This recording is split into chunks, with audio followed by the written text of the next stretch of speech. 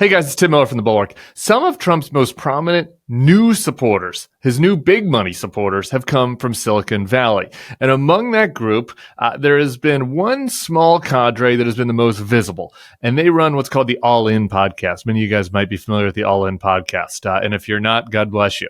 But two of the four co-hosts, David Sachs, who was part of the PayPal mafia with Peter Thiel, and Chamath Palihapitiya, who is a minority owner of the Warriors, have become vocal supporters of Donald Trump on social media and on their podcast. They hosted a fundraiser for Trump, a big money fundraiser, I think $300,000+ for the top level attendees just to go to this fundraiser and have like access to Trump or whatever. They also hosted him on their podcast to give him a very friendly, kind of tongue bath type interview on the All In podcast. So these guys have like thrust themselves into the forefront of the Trump MAGA movement, if you will, particularly kind of the convert movement to Trump. And they, along with Elon Musk, obviously, and Peter Thiel, are kind of the backbone of the Silicon Valley push for a new authoritarian oligarchy that I talked about with Bill Kristol on the podcast today. But here's the thing.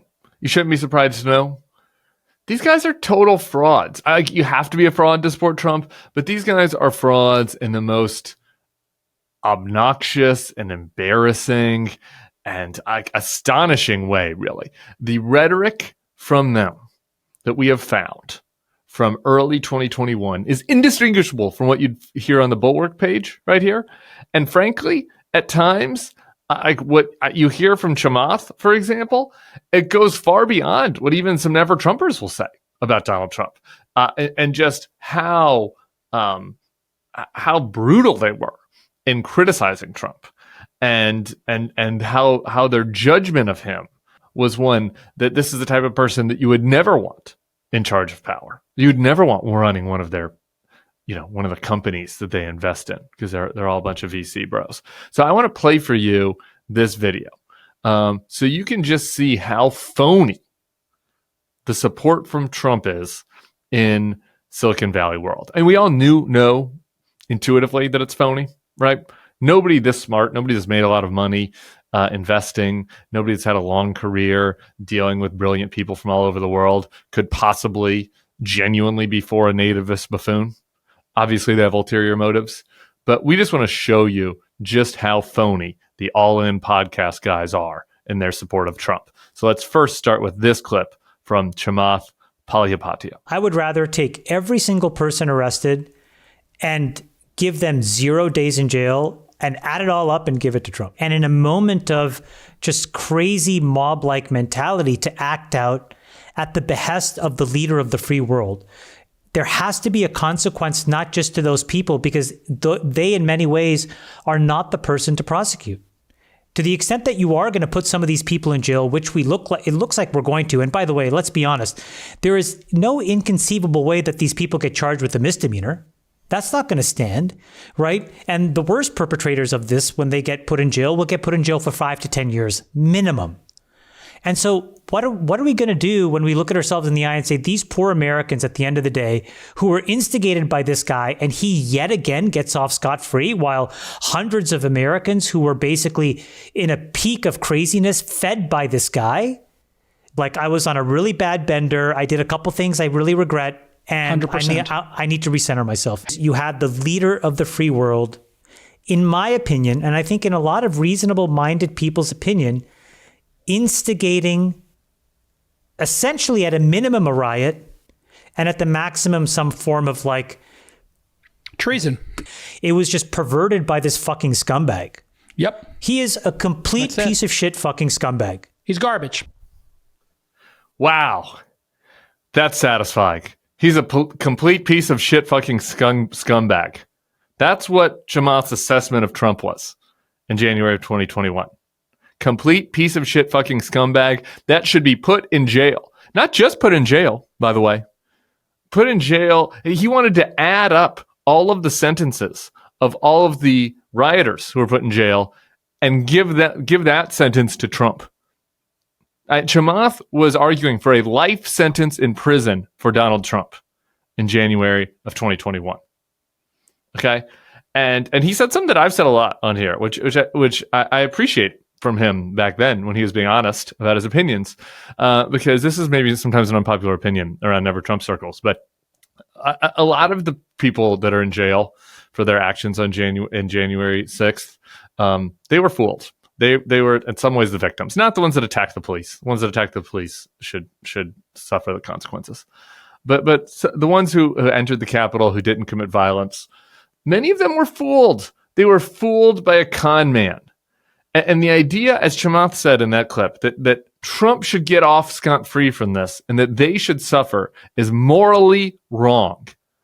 Chamath knew that it was morally wrong. He said it eloquently in that podcast. And now he is not only just committing that moral wrong, but going even further. He doesn't want Trump just to get off. He is a donor, a leading donor and advocate for Trump being rewarded, for Trump giving power again, to do the same treasonous, as Jason pointed out in that video, the same treasonous actions that he did the first time around. So, like, how do you square that if you're Chamath? How do you square that? How do you say, I identified this man as a complete fucking scumbag. I believe that he should be jailed for life. And now, 4 years later, I want him to be president? Like, what did Trump do in the intervening 4 years? Just continue the same lies that led to January 6th? Just advance the same lies? Just continue the same scams? Continue to be a scumbag? Trump didn't do anything. He didn't turn over a new leaf. He's the same. He's the same as he was then. Trump hasn't been president. He just sat down at Mar-a-Lago and advanced the same lies that he was saying that Chamath was objecting to there. So nothing's changed with Trump. So what changed with Chamath? Something to think about. Let's go to David Sacks. David Sacks is probably the most shameless advocate for Donald Trump among this group. He also he hosted the fundraiser, actually, in reference. Chamath was the co-host. And Sacks is a relentless advocate for Trump on X, also on this podcast and in other venues. Let's listen to what David Sacks had to say about Donald Trump in January of 2021. I don't hear anybody defending the storming of the Capitol. Is Trump responsible? Yes. I mean, clearly. 100%. 100%. Yes, because he is the one who put forth this theory that the election was stolen and was constantly repeating it for the last 2 months. You're saying Trump incited sedation. Is that the right word? I think he if you want to see this mob as a gun, I think he loaded the gun. He pointed it in a certain direction. And is that the end of his political career? I think he's disqualified himself from being a candidate at a national level. I think there is like a white knuckle element to the next 2 weeks. I think we're all kind of white knuckling it to see what's going to happen. We have 300 hours to go till Biden is sworn in, and I've got to admit, like I'm counting down the hours. It's too insane. Nobody wants to live like this. I mean, a lot there. But let's just start with David Sacks saying that Donald Trump has disqualified himself. So that was his opinion then. Disqualified himself. Not that he was wrong, or that he was just responsible, or that there are a few things that he did that were mistaken. He had disqualified himself. Okay? So that's where David Sacks was in January 2021. Not only did he disqualify himself, though, it's even more than that. He goes on. David says he's white-knuckling it through the last 14 days. He's scared of Donald Trump. He's scared of him. He's so scared of him that he's just excited for the prospect of Joe Biden taking over so he can breathe again. That's where David Sacks was. He was desperate for Joe Biden to take over because he was so scared of Donald Trump and what Donald Trump might do. All right? And then it goes, we should mention that David Sacks is the type of person who's been talking about how the Democrats use this extreme rhetoric and they're to blame for the assassination attempts on Trump. The rhetoric, the extreme anti-Trump rhetoric is to blame. But there he is comparing Donald Trump to a man holding a loaded firearm and pointing it at our democracy. So that's his rhetoric. That's how dire he thought Donald Trump was. He compared him to a person pointing a loaded firearm at our democracy.